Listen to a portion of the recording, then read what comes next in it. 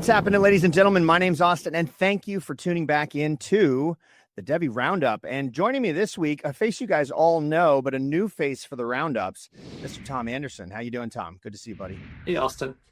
As always, pleasure talking with you about things. Absolutely, absolutely. Okay, so as was customary with Dabin and I got to push on you. What's been going on behind the scenes? Because you have an interesting purview in that you have eyes into every aspect of the business, and so I'm curious, what's been like the big focus for you guys on the background over the last couple of weeks since we've had an episode? Yeah. Yeah, so it's kind of similar to what we've talked about before, where there's things that I wish I could talk about that I can't. And part of it is like stuff that you're working on at any given moment. You work on it and that's the main focus and you're driving things, and then you get to a point where you finalize it, any given concept, any given partnership, or whatever. And then it takes time to kind of then position it and actually kind of officially get it out. So broadly, there's a few things that Ray and I have been working on in particular that are particularly exciting, and there's a few things that Will and I have been working on that are particularly exciting, but things I can't talk about yet, unfortunately. But one of the things I can talk about that's been one of the big pushes, and it's actually related to, in particular, some of the stuff I've been doing with Will, is some of the DevvISE push. And so we created a new deck for DevvISE. I've been getting it out to potential partners and other entities that would want to understand what DevvISE is and how we can work with them. And in general, the way the world is moving, liquidity is going to be a massive upcoming concept. And the way the world is moving towards tokenization, liquidity is, arguably almost one of the most important financial, concepts over the next 5 years. And so the fact that we've designed technology and a particular implementation that has clever aspects, kind of addressing those needs, I think is compelling. And we've seen an awful lot of interest in it. And so starting back with DevvE, but on forward to other partners. One point of reference on it is Will Stewart doesn't really get excited about things too often. Like he's always enthusiastic. He's always very sharp, very bright, good planning. But I've seen kind of a level of excitement from him about DevvISE that I don't normally see from such a seasoned businessman. So that's one of the main things that I think we could talk about today if we want. Yeah, and I think that would probably land pretty well with the community now that they've all met Will. They've heard from him on the Roundup, which went, I thought that was really good. I got off of that really fired up. But I wanted to all right, so, put you on the spot just briefly. If you were to encounter somebody who knew nothing about DevvISE and you had 3 sentences to explain it to them, I know this is a weird one. How would you explain it to somebody who was brand new, to just give them a snapshot of what DevvISE actually is? Yeah, so just the very kind of simple version is DevvISE is pools of liquidity that we use for things like lending, payments, and market making. And so the idea that people can put their assets into these pools and make a yield off of it, that's pretty common in the DeFi space, but in the TradFi space, it's not so common. So broadly, what we're doing is making that innovation and kind of compelling nature of DeFi available to TradFi. So that's what DevvISE is. DevvISE is a TradFi compatible version of what we're all used to in the DeFi space, but works with checking all the boxes that TradFi needs to check to be able to get into the space. And the fundamental premise ultimately then is you put your assets into these liquidity caches as a user or owner, and then you make a yield on it. And then the other side of it, all these aspects are two-sided. You can, for example, borrow off of your crypto and use your crypto, as collateral. And so I think there's going to be a lot bigger pools of money, that are going into a TradFi compatible version of like Aave, for example. And then from there, I think it could just really grow and expand. It'll be again the place where a lot of the world's liquidity is if we're successful the way I believe we can be. And so I know one thing that's on the minds of the community is they're saying, okay, we believe the tech, is as good as you say that it is. But what is, and this was a question I used to hit Davin with all the time, what is the go-to-market strategy for this? Because, and I'm sure you know this as well as anyone, Tom, great tech in and of itself doesn't bring users necessarily, right? Especially not in a competitive space like financial markets. And so I'm assuming after talking to Will, he is going to play quite the role in at least enabling that go-to-market strategy. But I'm interested to hear your thoughts around that. Yeah. So a big part of what we need to do in order to get the exchange out and also to get DevvISE out is, well, less so with DevvISE, because DevvISE is a little bit more consolidated, but the exchange is a business that needs a number of partnerships. And so that's why, we can't just say like, here's the date that we're coming out with it, right? So we have, a roadmap on the technical side of things, but then you have all of the other business pieces that need to come in. You need to have on and off ramps for, moving back and forth between fiat and crypto. You need to have bailment partners for stable coins. You need to have hardware, wallet partners so that we can let people really directly control their assets and trade directly while they're really directly managing their private keys.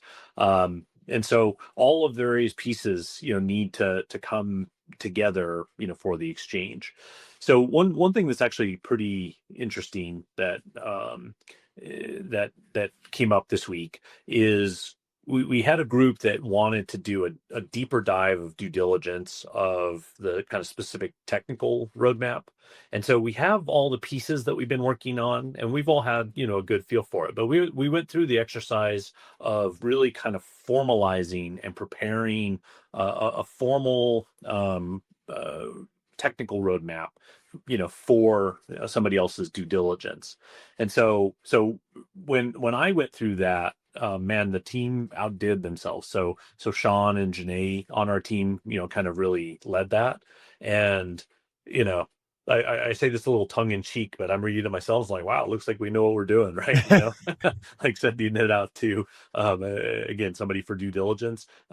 Just, we're all at everything in the DevvE ecosystem riding on the shoulders of those folks that are really driving things. So like Sean knows this stuff, man, and he really knows how to put a product out and do it in a proper way that everything is tested and has security and operates well and has runtime at 99.99%, all that kind of stuff.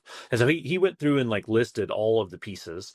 And so again, there wasn't anything that was a surprise in it, but as he went through like a 30-page document of just all of these different, like it broke it down into we'll spend 3 weeks on this and then 2 weeks on this. There's a big Gantt chart. So for those of you that don't know what a Gantt chart is, it's like a bar chart where you have bars that show what you're doing. You should kind of show how they overlap, and sometimes this needs to get done before this needs to get done. So we have a full kind of scope of everything kind of leading towards the exchange. And so again, that's one piece of the big puzzle, but it's an important piece. It's one of the more complex pieces.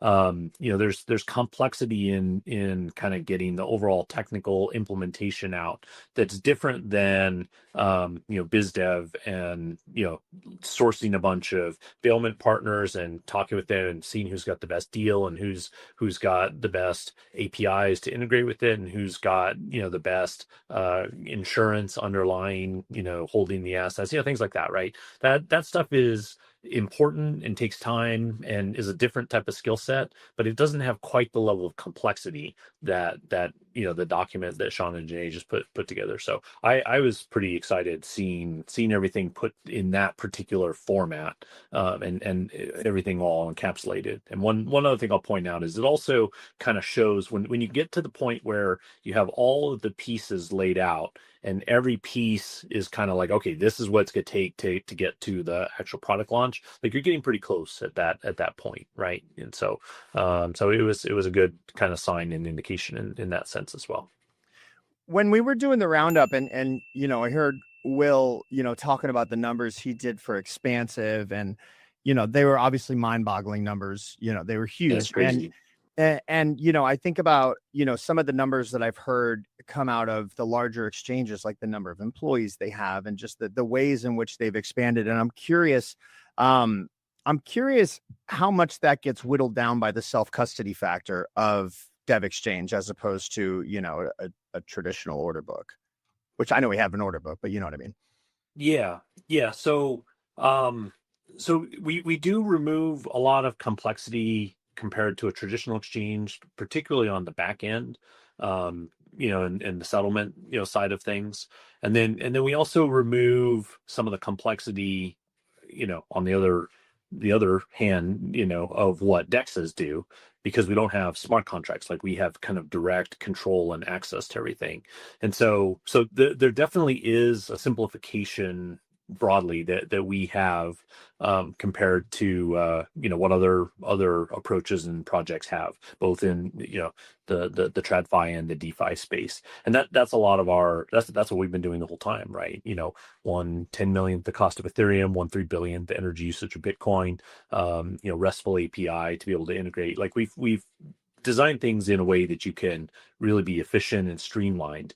One of the kind of bigger expense categories, though, that you have on an exchange that will be the same with us is marketing. And one of the things that I've been talking with Ray about, over the past couple weeks is, we've kind of had our eye on the ball for getting to a release, an announcement of our partners, including our large partner that we signed with in December.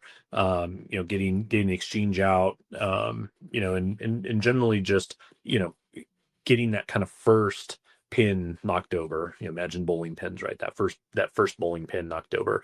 But we're already at the point where it's like, all right, if we're going to start really growing this into a global project, you're going to have large marketing budgets. And who are you going to talk to in that? And that's actually one of the themes also with Will that I've been talking with him right now, is, like he said, I just talked to these guys, or I talked to these guys, and these are big companies, and companies that I wouldn't even know where to begin to get access to him, right? But he's that kind of guy. Like, he's the most connected person I've ever met.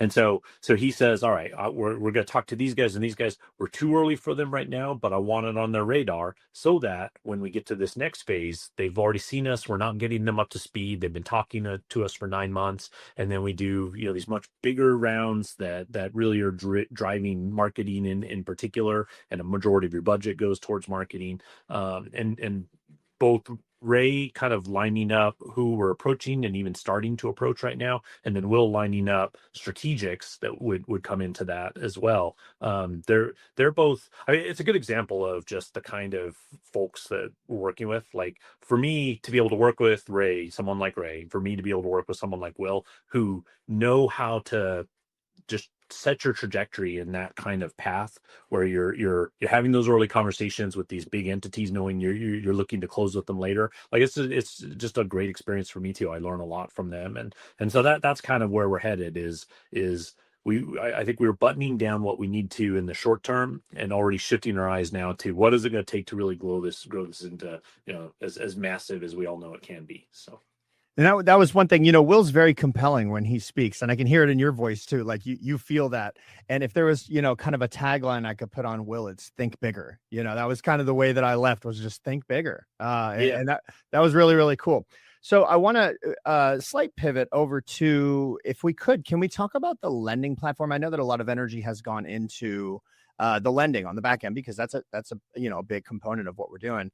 And can you touch on that at all? Yeah. So I would describe. Let me just put the lending stuff in context, before we kind of jump into it. So in general, you have the exchange, Dev Exchange that's run by Dev Digital is the company, and Dev Digital is the entity that's been signing these partnerships with other companies. And so you have Dev Exchange is going to be running, and it's for the first time a non-custodial exchange that runs with instant settlement.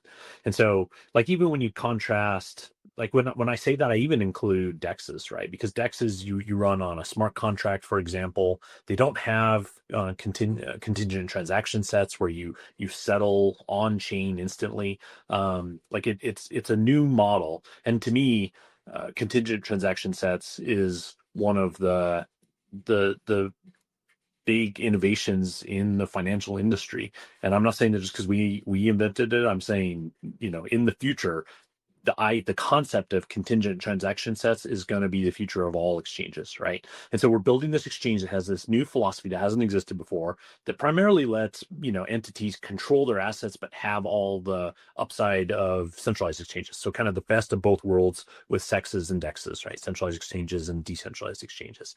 And so that's compelling. But a big part of what then we also want to build in coordination with the exchange again is liquidity.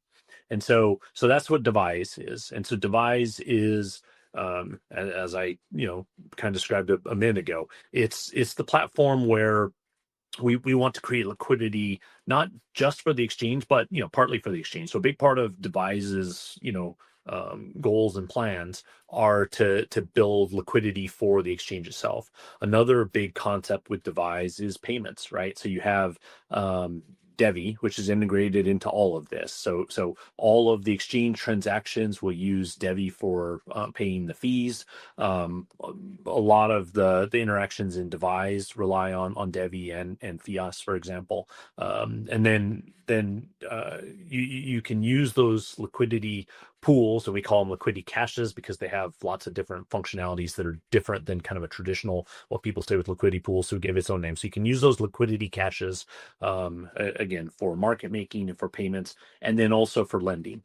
And so the reason before jumping into lending, I kind of wanted to give that big picture is I wanted to just point out that we were designing all of the infrastructure for DevvISE and these liquidity caches and the ways that you can implement functionalities with the liquidity caches at the validation level, not on smart contracts, in ways that you could tie in with the fraud, theft, and loss protections and all the other stuff that we can enable, that we uniquely enable because we control the layer one protocol. We control DevX. And so as we designed and created that, we had the conversations with DevvE and had thought about lending, but DevvE is what really kind of pushed that to the forefront of our thinking and said, oh, there's a big opportunity here. And so what DevvE said, for example, is, we would love to put money into an Aave, or there's other, competitors out there, but none of them check the boxes that we need to check. And so, I can't, for example, this is, Paul at DevvE saying, I can't commingle my funds with a pool that doesn't have KYC.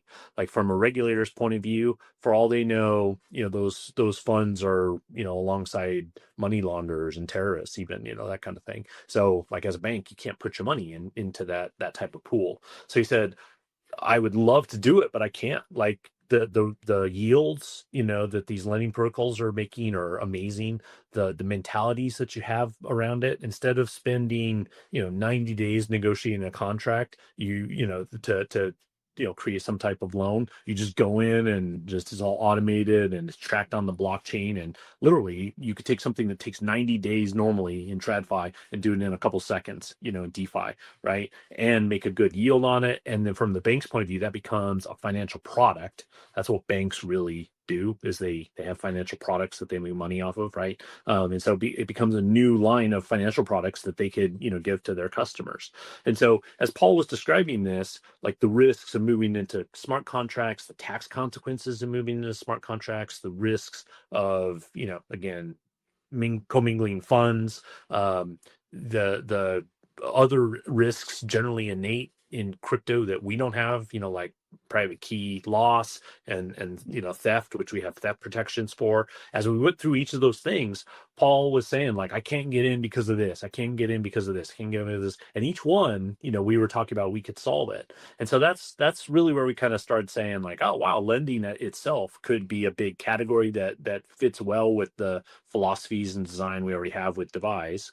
And then what happened is it started to snowball a bit too, because then Ray went to Paris Blockchain Week, and in his words, he said previous Paris Blockchain Weeks didn't really have all of the banks there, but it almost was like a switch was flipped. All of a sudden, all these banks and other financial institutions were there, and so Daily Block is one, medium-sized bank. There's thousands of those, right? And entities that size can put in hundreds of millions of dollars into these types of, pools. And so it's much, much bigger in terms of scope and scale than anything that's happened in DeFi. So I think in general, DeFi has um, really shown innovation and interest and demand and a new way of thinking and a new way of doing things. And then what we're doing now is bridging that DeFi innovation and bringing it to TradFi, and then bringing the safety and security of TradFi, into DeFi. So that all evolved as well. From the conversations with Paul at Delubach, then we started talking about lending, started talking to others. Ray had a lot of other conversations with banks at Paris Blockchain Week, and then that kind of led to the evolution of this story of merging DeFi and TradFi, and that's become a big theme for us, and that's a big theme on the exchange side of things and the device side of things. So that's all kind of background how it all came about. I'm curious about something. So you and I shot a video a while back, kind of where I think it was the DevvISE video, if I'm not mistaken, but you had kind of brought lending to the forefront. In that you had mentioned it was, crypto lending, but of traditional fiat, not fiat, assets. And I'm curious because, on Aave, the crypto to crypto nature is kind of what keeps the interest rates fluctuating, and it pays those high interest rates, right? If you're just issuing a traditional loan, right, it's not going to have like an adjustable rate on it. And I'm curious why the decision was made to go with fiat loans as opposed to telling the banks to just, upload USDC or something, just buy a bunch of USDC and put it on chain. Well, so it is going to be wrapped tokens. It'll be stable coins and other wrapped tokens. So it is crypto to crypto. Yeah, it is crypto to crypto. Okay, so that's changed since we had talked about it last time. I think when I was maybe talking about fiat, I was thinking stable coins. Mm-hmm. I perhaps wasn't distinguishing between those.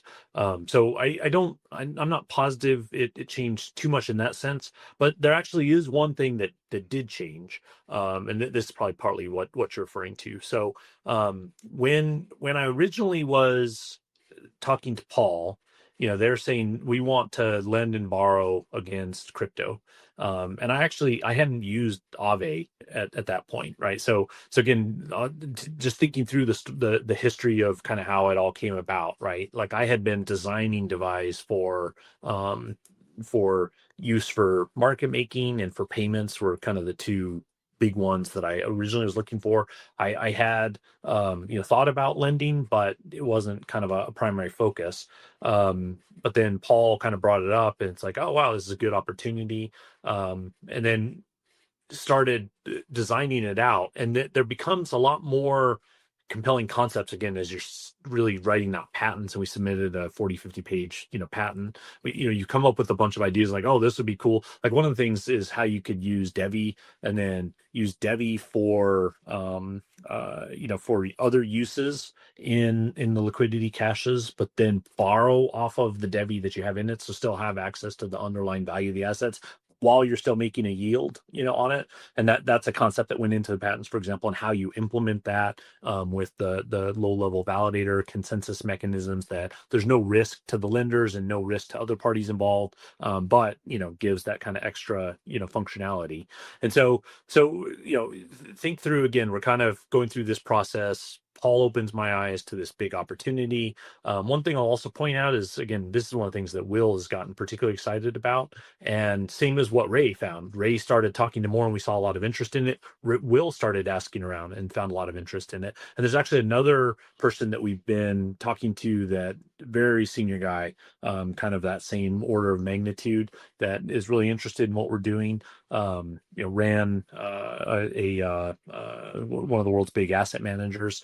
And he's been interested kind of on the lending side of things too, and he started asking around. And he went to other asset managers and said like, what's kind of your interest in crypto? And they described that there's a lot of high net worth individuals that have crypto that don't want to sell it but want to get access to that underlying asset. And so you have like the Daily Box and other banks and other asset managers that are interested in putting the funds in to lend, and then talking to asset managers, there's a lot of interest in borrowing from crypto without having to sell it, so you get access to the underlying value, but you still maintain it. Then you got to maintain the ratios for liquidation and things like that. Okay, so those are all things that were happening. So from the first time that we spoke about DevvISE and where we are now, I did a deeper dive into Aave. So I had seen Aave. I knew a little bit about what it did, and I talked to people, but I hadn't really used it myself. And so actually had one person on our team that's one of our like kind of crypto guys that knows every three cushion billiard shot, like knows everything about crypto. Like there's the layer that that regular people don't know anything about crypto. Then the layer below that, that people might have heard of, Coinbase and Binance, right? And then the layer below that, maybe maybe somebody had heard of Aave. Well, this guy's like two layers below that too, right? Like it knows everything. So I said, could you take me through, like, just show me exactly how it works, and take me through it. And he said, like, well, which platform do we want to use? And so I said Aave, right? Aave's the biggest. Aave has the biggest assets under management. They're the ones that are already on the radar of people like Paul, who are in traditional finance, that are starting to look into this. And he, his name is Solve. So Solve described to me these other lending protocols and some other innovation that's happening, and where you could have adjustable rates that prioritize your positioning in liquidation and things like that. So again, stuff at that point I hadn't even heard of. I was like, oh, that's interesting. You could see how it works. And so Solve took me through and then showed me the interface with Aave. And as he was kind of describing it and showing it to me, I was like, wow, like this is slicker than I even realized. And so then Nick on our team started looking at the background of how, the curves that they create their lending on. And so to answer your question, what changed with all of that backstory? I am talking to Paul, I'm talking to a regular bank. They wanted me to lend in crypto. I kind of felt like, like, well, you're going to have loans that feel like traditional loans and have payments that come in and time frames and everything. And that's probably what Daily Walk is gonna want. But once I saw how slick Aave was, imagine kind of that record screech sound, it's like, whoa, whoa, whoa, whoa, whoa. This is better, right? And one thing in retrospect, hindsight's always 2020, and so one thing in retrospect kind of makes sense, because like the whole story is we're talking about bringing DeFi innovation into TradFi. And so that's more than just taking assets and creating a digital version of them. It's things like what Aave has done, right? So Aave was slick, and it kind of reminded me of the moment like where I got my arms around the Bitcoin white paper.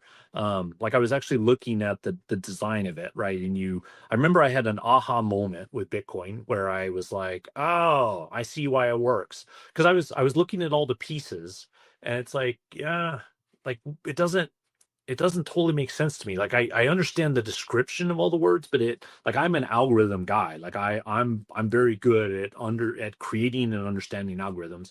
And I wasn't getting like really how Bitcoin works until I realized, and again, this is a couple days of kind of getting my arms around it and researching and everything. And there's the nonce in Bitcoin, and so you basically are guessing at random numbers until you get a random number that's below a threshold, put that into the nonce, and then that becomes the block that gets added. Again, I understood all that, but the aha moment for me with Bitcoin was once somebody gets that nonce and puts it in, then the level that you're kind of guessing the random numbers at that go into the nonce, that level adjusts so that if more miners come into the system, it adjusts down so that, it's harder, right? And as soon as I realized that one concept in Bitcoin, I was like, oh, I get it. Now I see how the algorithm works. Okay, so the reason I told that story is I had a little bit of a similar moment with Aave, right?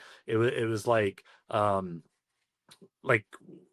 Solve had told me, well, there's these perpetual loans. Like, well, what does a perpetual loan mean? And so like it wasn't intuitive to me just on those kind of words alone. So then we started going through it, and you start to see the interface, and then you see the health, of it. And it's a 1 point something. As soon as it gets to 1, it gets liquidated. But there's a health measure that is above 1, and so it might be like 1.5 or 1.8 or something like that, or it can be above 2 or whatever. And so as that health comes down, if the whatever you put as collateral varies in price, the health can get down to a point where 1, and then it automatically liquidates.